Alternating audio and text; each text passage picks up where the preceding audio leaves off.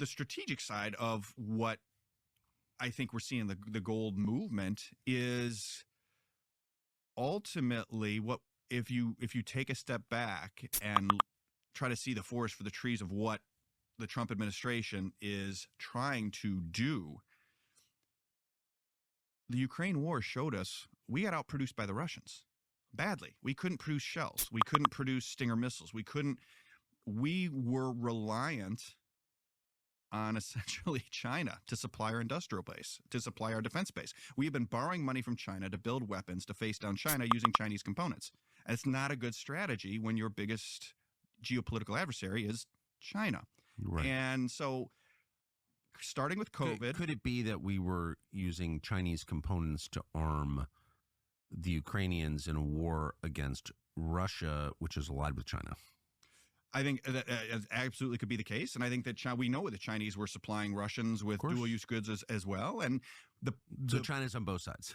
China's on both sides. And critically, think about the implications of this, right? So we, America, when we were the dominant power, we were the ones supplying the weapons to these types of conflicts.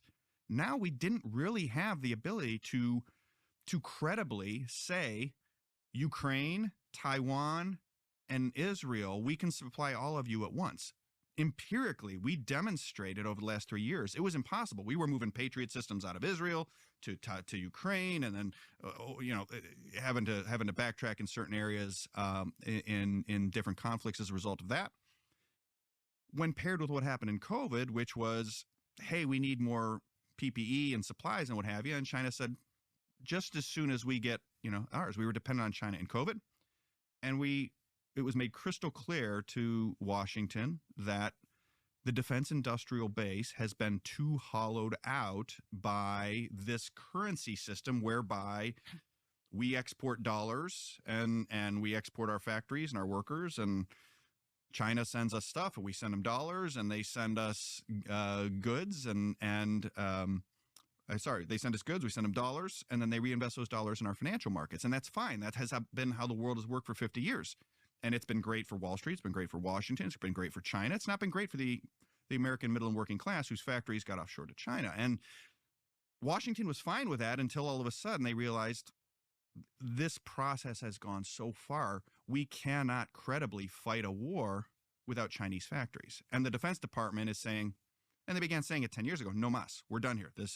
We need to start reshoring as a matter of national security. And the origin problem is the structure of this dollar system. And so we need to get out of the business of supplying China the dollars to buy up the world. And that means we need to change the currency system that's been in place for 50 years. Well, when you say these types of things, the instant response, the correct response is, well, okay, if the U.S. isn't going to run deficits, run up debt to supply the dollars to the world, who will? No one else will. The Chinese won't, and no one else can. And that is correct.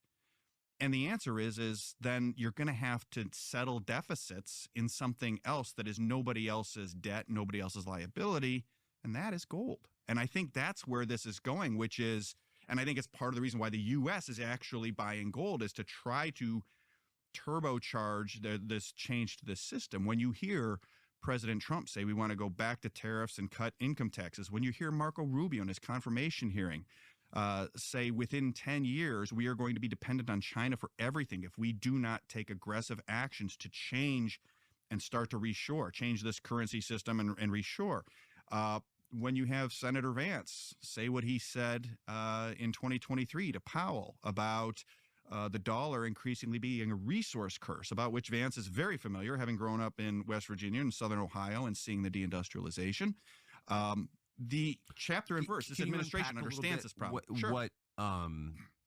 What the current Vice President J.D. Vance said to the Fed chairman.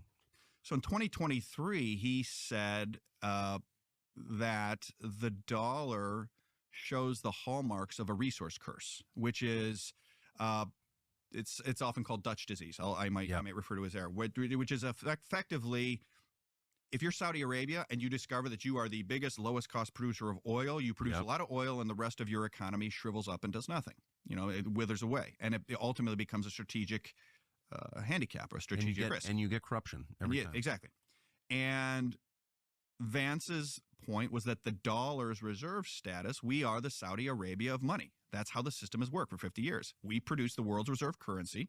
We're the Saudi Arabia of money. And what has followed is the hollowing out of industries other than those most closely tied to the money printer, to the dollar. Washington, Wall Street. And his point is it is becoming this resource curse of being the Saudi Arabia of money is increasingly not good for the American middle class, the American working class, the U.S. defense establishment. He specifically cited our inability to produce shells for Ukraine in his question to Powell in 2023. And you can find this online. You can Google it. I think it was April or March of 2023. And so it showed a fundamental understanding of this connection between the structure of the dollar system over the last 50 years and the situation in which we find ourselves, where our defense industrial base is so hollowed out and our debt level so high, we cannot credibly fight a war against our major adversaries without them supplying us.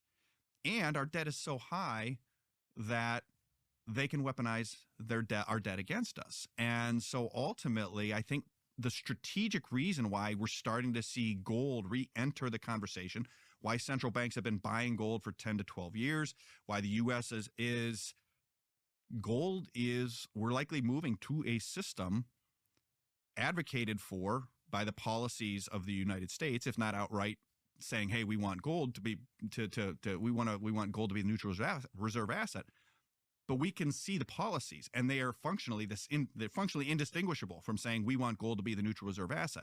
I think what we're going to do is move toward a system where the foreign capital flows, basically we bring factories, we put tariffs on, we lower income taxes, U.S. consumer spending rises, the dollar, we start to see foreigners send goods here, also pay us tariffs, start to reinvest in our factories instead of just buying our treasury bonds and our financial assets. Employment goes up, building goes up, growth goes up. Ultimately, though, if they're not recycling their dollars into, they can only put so much in factories. They're not putting them in treasury bonds anymore. They haven't for some time. What are they going to put it in if they have a surplus left over from dealing with us, where they can put their surplus dollars, et cetera? I think the answer is gold. And I think the flows of gold, the longer we go where the tariff story, it's just tariffs and it just keeps coming and it just keeps coming, which I'm hearing is still to this point continuing to keep coming, gold flowing in. The more likely, in my opinion, when married with the pronouncements from Trump, Rubio, Vance, Stephen Mirren, the Council of Economic Advisors, Bessent, the more likely it is that these flows of gold into the U.S. are effectively front-running what will likely be a higher price of gold, driven there by the recycling of global trade more into gold and less into U.S. financial assets than has been the case over the last 50 years. It's just an incredible story. If what you're saying is right, it's incredible, because really it's a move toward the fundamentals, toward the past. It's actually moving backward. What you're saying is the future is like building more factories and buying more gold? Really? I thought we were moving to a far more abstract. I mean, I'm thrilled by it, let me just say. But it's the opposite of what I think many of us anticipate, which is a world that is increasingly abstract. And you're describing a world that is increasingly concrete. I think, or an economy, yeah, and I think there will still be growth in services and the abstractions and these things. This doesn't mean technology stops progressing. And when I say factories, I would use the broadest possible definition of factory, right? So we're if making you're things, you're right. making things, robotic factories, correct. But they're making things exactly, and that I think is where this is going. And again, critically, I think the reason it's going there. And I think the reason these policymakers, again, Trump, Bessent, Rubio, Vance, chapter and verse, is it has become clear that the status quo dollar system has become an acute national security threat to the United States on two fronts. We can't make weapons, which we keep hearing. We can't make them fast enough to credibly defend our allies, and project power. And our debt has gotten so high that too has become a national security threat. And this sort of checks both boxes of in terms of this systemic change.